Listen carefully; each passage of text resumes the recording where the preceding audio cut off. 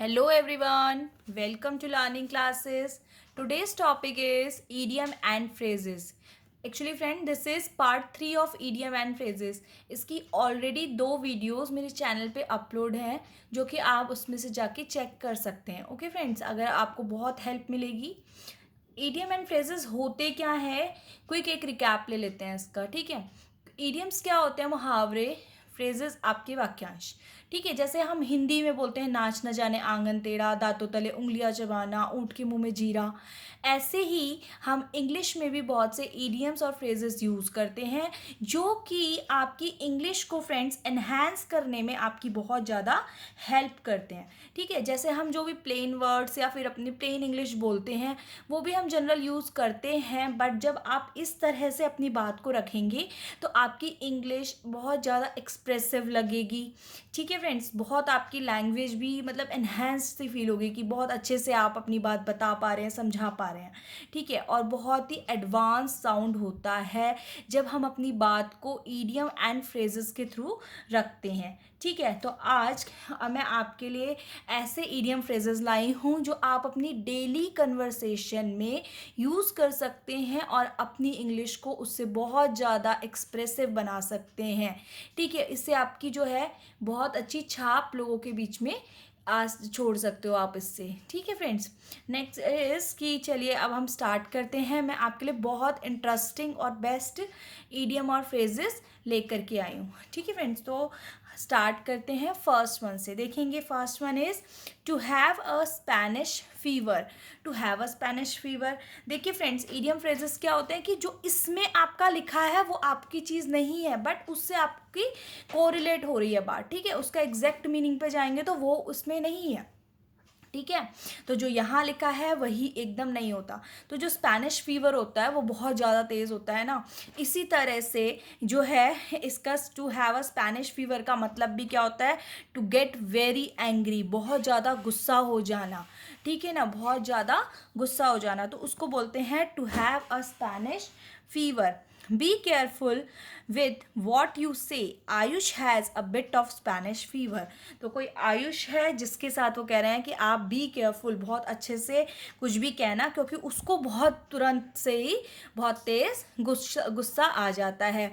तो उसके लिए उसने बहुत तेज़ गुस्सा आने के लिए नहीं बोला, एंग्री वर्ड कुछ यूज़ नहीं करा, उसने इस बात को ईडियम के थ्रू बताया कि Ayush has a bit of Spanish fever. उसको बहुत तेज से गुस्सा आ जाता है. Okay friend, second one is late bloomer. Late bloomer क्या होता है कि ब्लूम तो कर रहा है बट लेट कर रहा है, यानी कि जो यूजुअल टाइम है, जिस टाइम पे सबने कोई काम किया है उस टाइम पे नहीं, बट उसका जो काम है हुआ, बट वो उसकी जो नॉर्मल टाइम पे होना था उससे उसकी जो स्पीड थी वो थोड़ा सा लेट थी. Someone who becomes good at something after people. After people means जब सब लोगों ने वो चीज़ करी वो उसके बाद करा.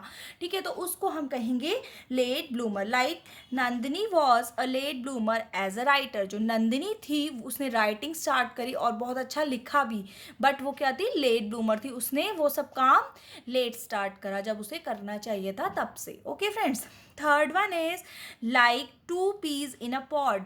To peas in a pod मतलब कि जो है आप जो है बहुत इकट्ठा जो लोग रहते हैं, मिलजुल के जो रहते हैं एक साथ, जैसे जो पीज होती हैं इन अ पॉड में, एक पॉड के अंदर रहती है ना, उसको कहा जाता है. ठीक है, तो उसके लिए उसने बोला कि जैसे पीज पॉड में रहती हैं उसकी तरह ही वो लोग भी रहते हैं, यानी कि बी टुगेदर ऑलवेज, हमेशा एक साथ आपको मिलेंगे. हमेशा आप जिन लोगों को एक साथ देखते हो जिनकी इतनी अच्छी बॉन्ड है आपस में ना, तो उनके लिए बोल सकते हैं आप ऐसे. जैसे Gaurav and Raghav are always like two peas in a pod. तो जो गौरव और राघव हैं उनकी जो है आपस का बॉन्ड इतना अच्छा है, जैसे कि एक पॉड में 2 पीस रहती हैं, वैसे ही वो हमेशा एक साथ ही आपको मिलते हैं, एक साथ ही रहते हैं. ठीक है, इस तरह से. Fourth is tickled pink. Tackle pink, tackle करना तो सबको पता ही है, टिकलिंग. ओके, तो टू बी एक्सट्रीमली हैप्पी. जब टिकल्ड पिंक होता है मीन्स आप जो है बहुत ही खुश हो उस चीज़ से, आप बहुत एक्सट्रीमली लेवल पे खुश हो कि भाई ऐसा कुछ हुआ है. Like she was tickled pink to be given chocolates. कोई है जिसको चॉकलेट पसंद है, तो अगर आप उसको उसकी पसंद की कोई चीज़ दे दोगे तो वो टिकल्ड पिंक होना ही है, तो वो क्या हो जाएगी? She will feel like tickled pink. तो यहाँ पे हमने कहा कि उसको जब चॉकलेट दी गई तो वो टिकल पिंक हो गई, ठीक, यानी कि बहुत खुश हो गई। प्रिटी पेनी, प्रिटी पेनी क्या होते हैं फ्रेंड्स? प्रिटी पेनी मीन्स एक्सपेंसिव, बहुत महंगा जो जैसे चीज़ है, तो उसके लिए हम कह सकते हैं pretty penny. Okay friends, the dress Rama wants cost pretty penny, Rama को कोई ड्रेस चाहिए थी लेकिन वो उसको जो थी प्रिटी पेनी थी, बहुत एक्सपेंसिव थी, ठीक है। तो उसके लिए हमने क्या बोला, एक्सपेंसिव भी मैं यहाँ लगा सकती थी बट उसकी जगह मैंने प्रिटी पेनी का इडियम यहाँ पे यूज कर लिया, ठीक। Green with envy, green with envy means, envy का मतलब होता है किसी से ईर्ष्या करना, जलन करना, जेलस फील करना ना, तो ये उसने बोला है यहाँ पे। तो ग्रीन विद एनवी का मतलब होता है टू बी जेलस, किसी से जलना, तो उसको किसी से जलने की जगह हम एज अ ईडियम कह सकते हैं ग्रीन विद एनवी। तो when Ajay got promotion Rishabh was green with envy, जब अजय को प्रमोशन मिला तो उसका जो फ्रेंड है या सबॉर्डिनेट है ऋषभ मान लीजिए, तो वो जो है ग्रीन विद एनवी, यानी कि उसको बहुत ज़्यादा उससे एनवी फील हुआ, जेलस फील हुआ। तो मैंने उसको टू बी जेलस की जगह क्या लिख दिया, ग्रीन विद एनवी वाले इडियम से उसको बता दिया कि वो इस तरह से जेलस फील हुआ। 7th is that ship has sailed, ship sail करना, रवाना होना, ठीक है। तो जब शिप रवाना हो गया तो already it's too late to do something, ठीक है ना, अब तो कुछ करने में वैसे ही लेट हो गई है। तो ये इसका मीनिंग होता है कि जब कोई चीज़ होने में ऑलरेडी लेट हो जाए तब कहा जाता है। Ishan was thinking about going to the concert but that ship has sail, Ishan को किसी कॉन्सर्ट में जाना था बट जब तक वो जाने लगा तो उतनी लेट हो गई कि अब उसको कोई फ़ायदा ही नहीं था, शिप मतलब उसका सेल हो गया, यानी कि ऑलरेडी उसे बहुत ज़्यादा लेट हो गया। तो टू लेट की जगह आप क्या कह सकते हैं, दैट शिप हैज सेल्ड के इडियम से इस बात को अपनी बता सकते हैं। 8th इज कम रेन और शाइन, चाहे रेन हो चाहे शाइन हो, इसका मतलब है ये, यानी कि नो मैटर वॉट हैपन्स, अगर हम वैसे मतलब देखेंगे तो वो है लेकिन उसका मीनिंग उससे मिलता हुआ नहीं होता है ना, अलग ही मीनिंग जाता है। तो नो मैटर वॉट हैपन्स, चाहे कुछ भी हो जाए।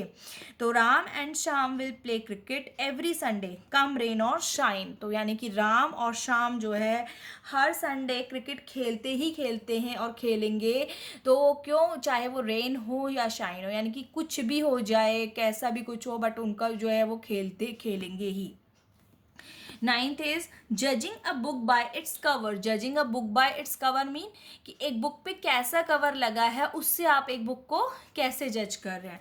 दैट इज कि ये तो बुक के बारे में बात तो नहीं कर रहे हैं, हम किसी और चीज़ के बारे में बात कर रहे हैं। Form an opinion on someone based on appearance, यानी कि किसी के बारे में उसकी अपीयरेंस से, यानी कि वो कैसा दिखता है, कैसे उसने कपड़े पहने हैं, कैसा वो है, तो उससे हमें उसके बारे में जो है पता नहीं चलता है, ठीक है ना फ्रेंड्स। मतलब एक्चुअल हो सकता है वो कैसा हो, लेकिन हो सकता है वो बहुत ही सीधा सिंपल रहता हो, तो लोग सोचते हो अरे इससे तो कुछ आ ही नहीं रहा है, कैसे रह रहा है, बट हो सकता है वो उसकी पर्सनैलिटी का एक दूसरा पहलू हो और एक्चुअल में वो जो है बहुत इंटेलिजेंट हो, शार्प माइंडेड हो, बट वैसा वो बिहेव ना करता हो पब्लिकली, तो उसको बोलते हैं judging a book by its cover, ठीक।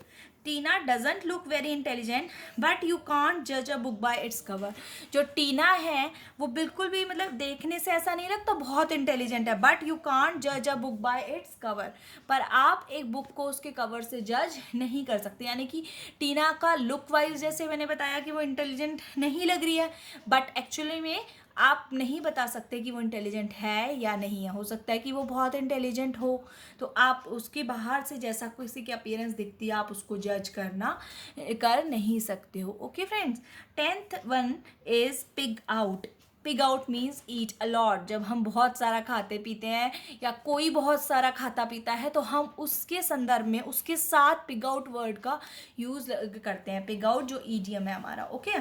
जैसे कि बच्चे होते हैं तो पिज़्ज़ा वगैरह जब आता है या पार्टी फूड आता है तो उस पर बहुत ज़्यादा खा लेते हैं, तो हम उस वक्त कह सकते हैं दे पिग आउट, ठीक है, यानी कि ईट अलॉट, दे ईट अलॉट की जगह हम दे पिग आउट भी कह सकते हैं कि भाई वो बहुत ज़्यादा खा रहे हैं इस वक्त पे, या हम कह सकते हैं we pig out on all the delicious cakes and pastries, हमने जो है बहुत सारी केक और पेस्ट्रीज खा ली, तो उसमें भी हम पिग आउट का जो है यूज़ कर सकते हैं। ओके, मैं आपके लिए बहुत ही बेस्ट और इंटरेस्टिंग इडियम फ्रेजेस लेकर आई थी। होपफुली आपको ये वीडियो पसंद आई हो, और ऑलरेडी जो मेरे चैनल पे इसकी पार्ट 1 और पार्ट 2 है वो भी प्लीज़ आप फ्रेंड्स एक बार वॉच करिएगा। ओके, अगर मेरी वीडियो आपको पसंद आए तो प्लीज़ मेरे चैनल को लाइक करें, शेयर करें, सब्सक्राइब करें। Thank you.